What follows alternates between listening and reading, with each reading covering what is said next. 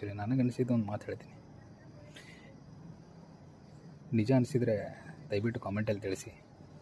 ಏನು ಗೊತ್ತಾ ಸರ್, ಮನೇಲಿ ನಮ್ಮ ಫ್ಯಾಮ್ಲಿ ಕಾಯ್ತಾ ಇರುತ್ತೆ ಸರ್.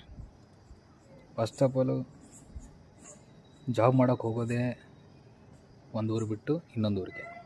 ಯಾಕಂದರೆ ಇದ್ದೂರಲ್ಲೇ ಸಿಗೋಲ್ಲ. ಇದ್ದೂರಲ್ಲೇ ಸಿಗುತ್ತೆ ಅಂತಂದರೆ ನಮಗೆ ಬೇಕಾಗಿರೋ ಸ್ಯಾಲ್ರಿ ಸಿಗೋಲ್ಲ.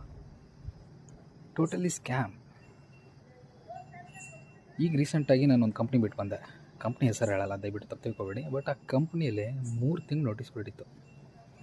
3 ತಿಂಗಳು ನೋಟಿಸ್ ಪೀರಿಯಡಲ್ಲಿ ನಾನು 1 ತಿಂಗಳಲ್ಲೇ ನಾನು ಇನ್ನೊಂದು ಕಂಪ್ನಿ ಜಾಯ್ನ್ ಆಗಬೇಕಿತ್ತು. ಸೊ ನಾನು ಹೇಳಿದೆ, ನನಗೆ ಹಿಂಗೆ 1 ತಿಂಗಳು ಬಿಟ್ಟು ಹೋಗಬೇಕು, ಸೊ ಒಂದೇ ತಿಂಗಳು ನೋಟಿಸ್ ಪೀರಿಯಡ್ ಮಾಡ್ತೀನಿ ಅಂತೇಳಿ. ಅವ್ರು ಏನಂದ್ರೆ ಗೊತ್ತಾ, ರಿಮೈನಿಂಗ್ 2 ಮಂತದ್ದು ಪೇ ಮಾಡಿ ಹೋಗ್ಬೇಕಂತೇಳಿ.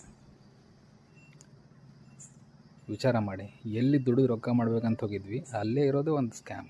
ಏನು ಹೇಳಿ, ರಿಮೈನಿಂಗ್ 2 ಮಂತದ್ದು ಪೇ ಮಾಡಿ ಹೋಗ್ಬೇಕು. ಇನ್ನೊಂದು ವಿಪರ್ಯಾಸ ಏನು ಗೊತ್ತಾ, ನಾನು ಇನ್ನೊಂದು ಕಂಪ್ನಿಗೆ ಏನು ಜಾಯ್ನ್ ಆಗಬೇಕು ಅಂದ್ಕೊಂಡಿದ್ದಲ್ಲ, ಆ ಕಂಪ್ನಿಯಲ್ಲೂ ಯಾವಾಗಾದ್ರೂ ಬಿಟ್ಟು ಹೋಗ್ತೇನೆ ಅಂತಂದರೆ ಅಲ್ಲಿ ರಿಮೈನಿಂಗ್ ಏನಾದರೂ ನೋಟಿಸ್ ಪೀರಿಯಡ್ ಮಾಡೋದಿತ್ತಂತಂದರೆ ಅದು 3 ತಿಂಗಳೇ ಇದೆ.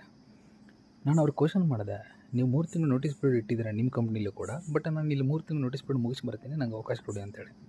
ಅವ್ರು ಏನಂದ್ರೆ ಗೊತ್ತಾ, ಇಲ್ಲ ನಮ್ಗೆ ಅರ್ಜೆನ್ಸಿ ಇದೆ ಸರ್, ನೀವು ಬರಲೇಬೇಕು 1 ಮಂತಲ್ಲಿ, ಇಲ್ಲ ಅಂತಂದ್ರೆ ನಾನು ಬಿಡಿ, ನಾನು ಬೇರೆದನ್ನು ತೊಗೊತೀನಿ ಅಂತೇಳಿ. ಸೊ ಅರ್ಥ ಆಯ್ತಾ ಸರ್, ನಾವು ಸ್ಕ್ಯಾಮಲ್ಲಿದ್ದೇವೆ. ನೀವೆಷ್ಟೇ ದುಡೀರಿ,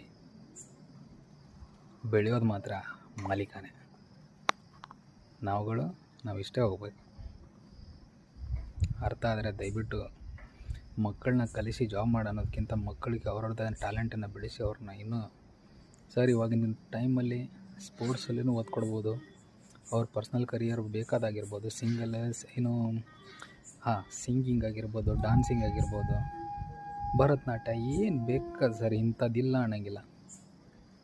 ಅಂಥದ್ರಲ್ಲಿ ಇಂಥ ಪ್ರೋತ್ಸಾಹ ಕೊಡಿಸಿದ್ರೆ ಹೆಂಗಾಗುತ್ತೆ ಗೊತ್ತಾ ಸರ್, ಒಂದು 3 ವರ್ಷ 4 ವರ್ಷ ಸರ್ ಸ್ಟ್ರಗಲ್ ಆಗೋದು.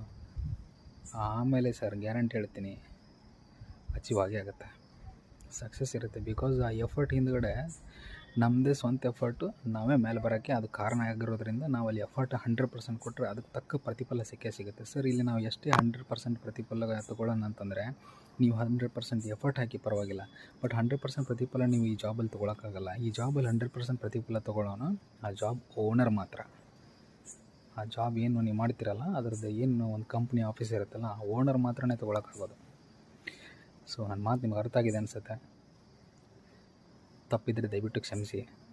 ಅರ್ಥ ಆಗಿದ್ದರೆ, ನನ್ನ ಮಾತು ನಿಜ ಅನಿಸಿದರೆ ಕಾಮೆಂಟಲ್ಲಿ ನಿಜ ಇದೆ, ಹೌದು ಅಂತ ತಿಳಿಸಿ ಸಾಕು. ದಯವಿಟ್ಟು ಯಾರೆಲ್ಲ ನನ್ನ ಚಾನಲ್ಗೆ ಹೊಸದಾಗಿ ಬಂದು ನೋಡ್ತಾ ಇದ್ದಾರೆ